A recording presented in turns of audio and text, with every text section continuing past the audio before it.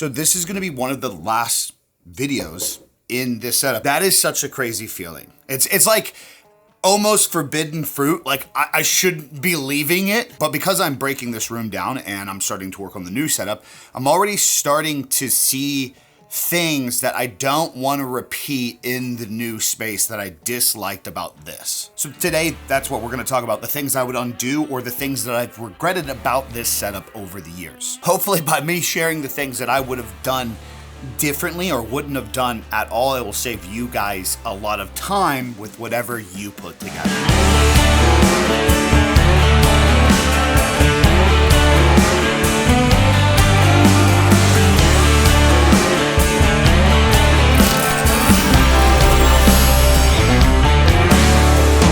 Regret number one, the popular aesthetics. So one thing you may have noticed I fixed over the years, the big mistake that I made when I came in here is I felt like I had to follow the typical trend of popular setups. That specifically being the gamer RGB looking setup. That shit just looks dumb to me. Like so much to the point that even when I had all those bright, vibrant lights in here and light strips around every single corner, I genuinely hated it. But what was crazy is it looked good on video, it looked good in photos.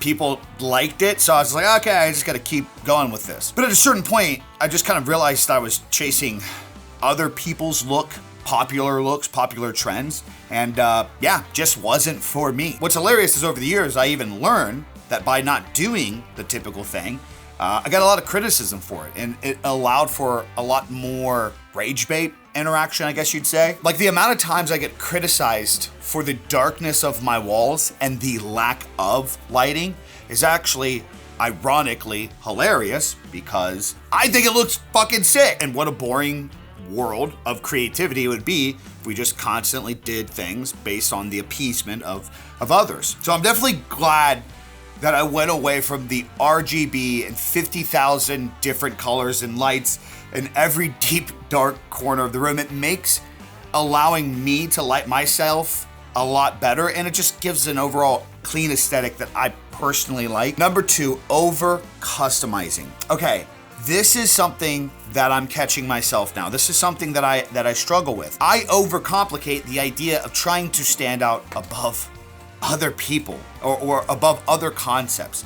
So coming into this space and even now coming into the new space, while I want to just simplify things and just have a good, productive setup, I then start thinking, well, what can I do to make sure I make it more unique to me? So like one of my biggest regrets when I first moved into this place is I try to have this custom floating look to everything. I try to have super minimal aspect to this. I wanted to hide every cable. I wanted the ultra wide monitor I had at the time to appear as if it's floating off the wall. And like, don't get me wrong, it looked sick. But a couple negative things happened from that. One, I realized at a certain point, hey idiot, what happens if you upgrade monitors and brands send you something and they're paying you good money to really test things? Like, what are you gonna do? On top of that, locking into this wall, like managing all the cables behind it, having a monitor mount, it just made extra work when I did want to try new things. I was forced to have a certain flow in this room that was adhered to this wall. It was like I was locked into only a specific style or way that I could put my layout together. On top of that, like I mentioned, it made testing things extremely hard. Remember, one of the first annoyances I had was I bought the monitor mount for the walls for an ultra wide, and then I got a really good brand deal offer from, I believe it was Asus, but they wanted me to check out a different monitor, and it was just a regular 16:9 monitor. So I couldn't just put one there for a stream. That was the whole point of why I had an ultra wide. So I was forced to have to get another monitor for a secondary monitor, and then I had to buy a different wall mounting dual monitor arm, at which I had to take everything off and then remount that. And then I had to remount new cables through the wall because I needed the additional space. You can see where this is going. So what I learned in this office is don't lock in to permanent setups until you actually know something is in the space it needs to be for a very long extended time. Like for somebody like me, mounting a TV somewhere, okay, that's fine. Putting artwork or a poster, like locking that in on the wall, totally cool. But as somebody who checks out tech, likes to upgrade things, likes to make different setup videos, it's probably pretty crucial not to lock in some of those things to make it easier to upgrade or move around later on. But this is what I'm finding myself doing in a new place. Like, I told myself coming into this, like, I'm just gonna use a lot of the gear that I have, and I'm just gonna set things up in a way that I like.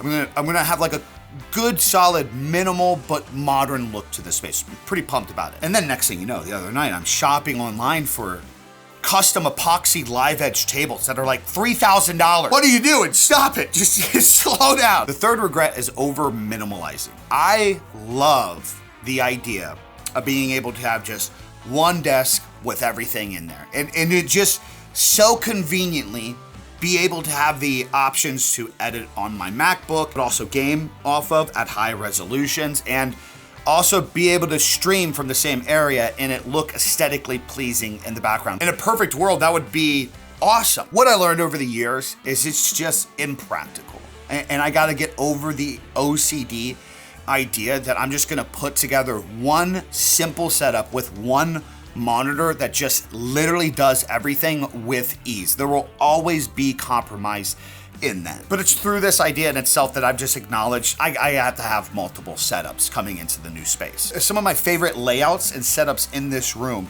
was actually when I had the different areas. I think the most picture perfect time that I had in this space was when I had my creative setup right here where I would edit and work on my Mac. It was the big island table. Over on that side of the room, I had my stream setup, and then over on the left side of the room, I had just a top-down shot table to where I could record product stuff, do unboxings, and do some like more sit-down shots like this. Essentially creating multiple setups in here to be able to shoot different things. It just, I don't know, it was perfect for me. I really liked those moments. It made it a little hard in this current space, in this current room, with this L-shaped desk setup, because I just love L-shaped desks. So I kind of had to break away from that over the last period of time in this space, but maybe we'll be making some changes in the new setup for that. Yeah, I would just advise anybody, if you're uber techie and you're into a lot of different things, if you bounce back and forth between Mac and PC,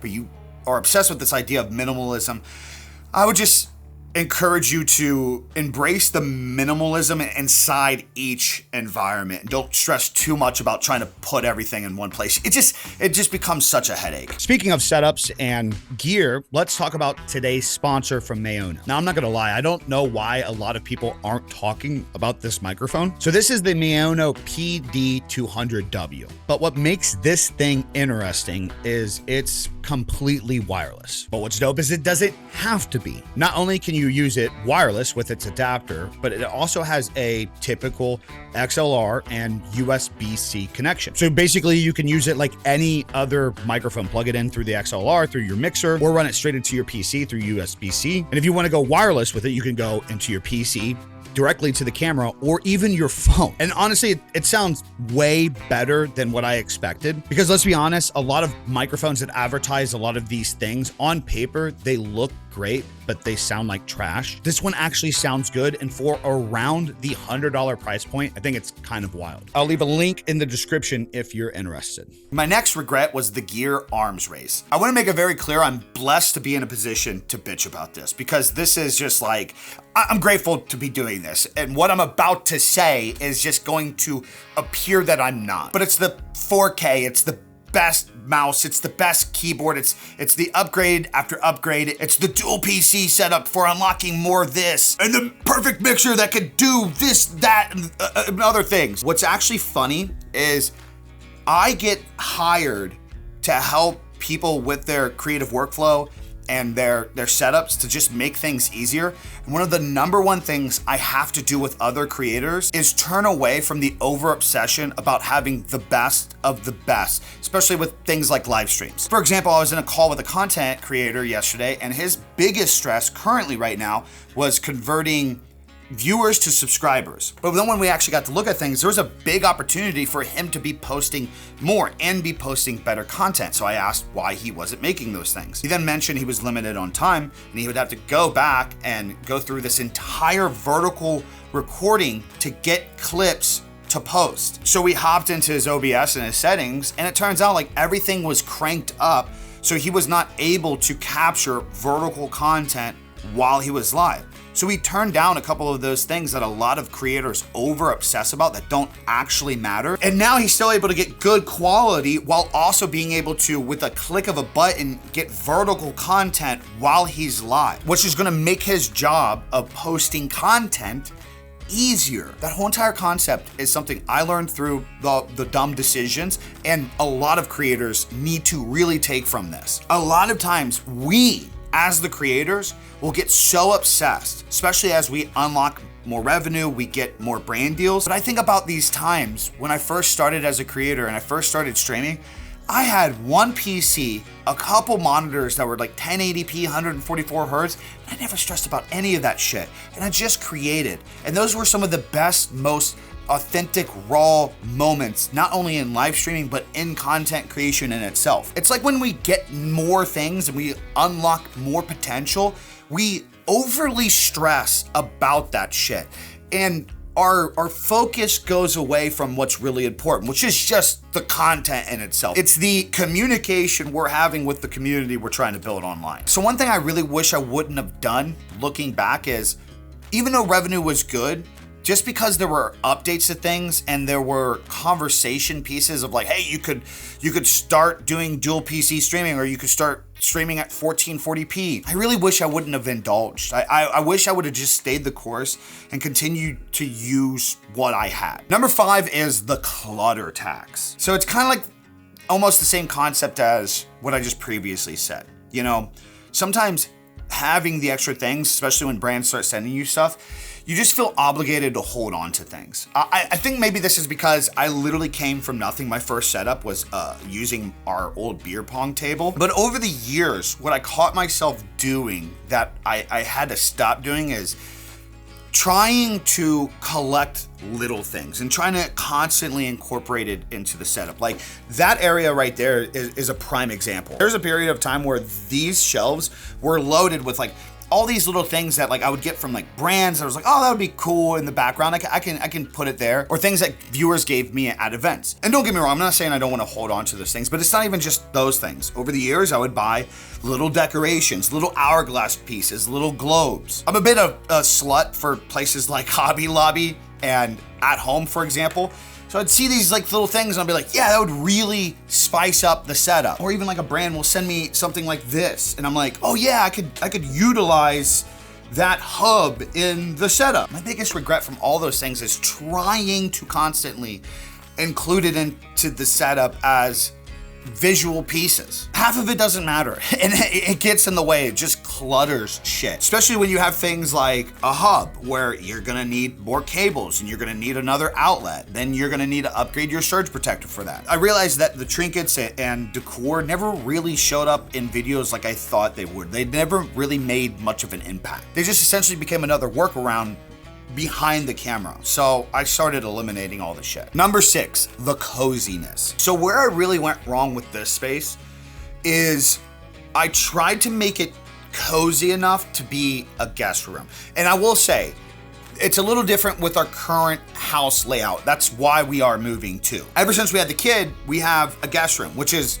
getting turned into his room. We have a master bedroom, this office, one guest room, and a loft. And throughout the last few years, as more people would visit, I essentially tried to convert this into a cozy space to essentially be another bedroom. I picked a couch that could be converted into a bed so people could stay here. Like for example, every time Jayhawk came here, this ended up being his bedroom because Big Rob would always claim the other room. But I just don't like that I tried to convert half of this room into essentially like a chill living area. It just allowed me to half-ass sometimes. Like, I can't tell you over the last year or so how many days there were that I was just like, all right, I'm done with work. And I just plop down on the couch and watch something. And I know I work from home anyway, so like I could just go downstairs and do that. So it's not like it would solve the problem getting it out of the room. But you would be surprised of how different you feel in your workspace, or what's supposed to be your workspace, if you make it way too cozy. It's like you're enticed to take those breaks more, and I just really don't want to. So it's not like coming into the new space, I won't have some kind of couch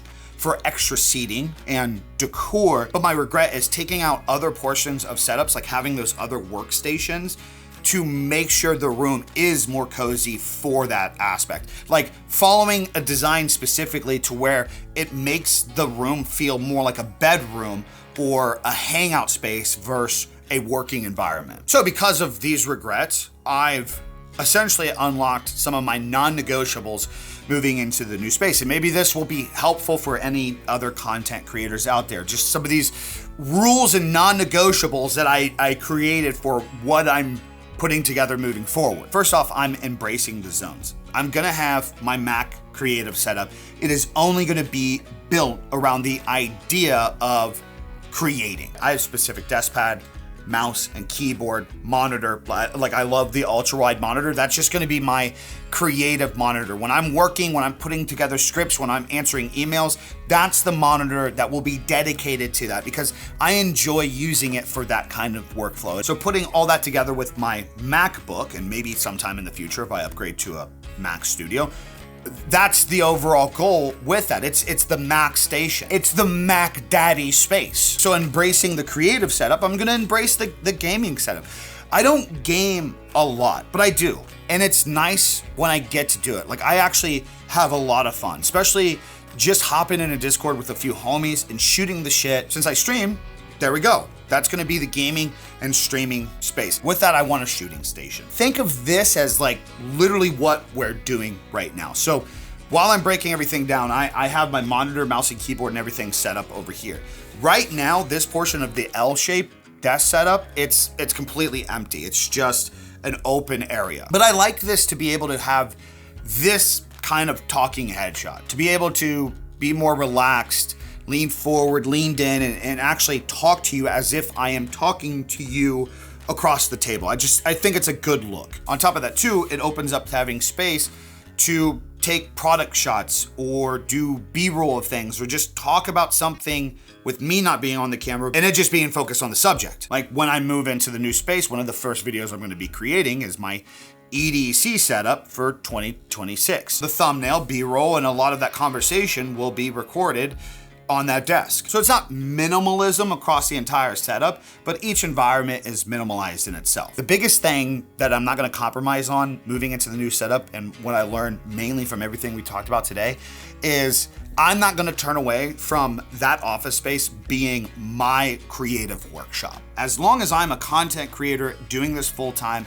and we are in this house, that is going to be a place where I work, where I create, where I am inspired to do different forms of content daily. It's not a guest room, it's not a hangout for other people, although you could hang out and relax there, obviously. But I don't wanna compromise on the idea that the second I enter that room, there's something that could be done if I wanted to. I guess the biggest lesson from this is over the last 6 years of being in here, we've made so many videos. But anytime I was really unhappy with this space is when I overstressed about things and I was constantly rebuilding this setup and not creating. But what an insane journey. What a crazy amount of videos over the years. I hope they were enjoyable for some of you guys. And as usual, I highly encourage all of you guys to take the time and energy, screw around with your setups. It's helpful to come up with a design and workflow that works best for you to where you actually enjoy being in your space. And on top of that, it's just fun as hell, man. All right, that's all I got for you guys today. I'm out. Peace. Deuces.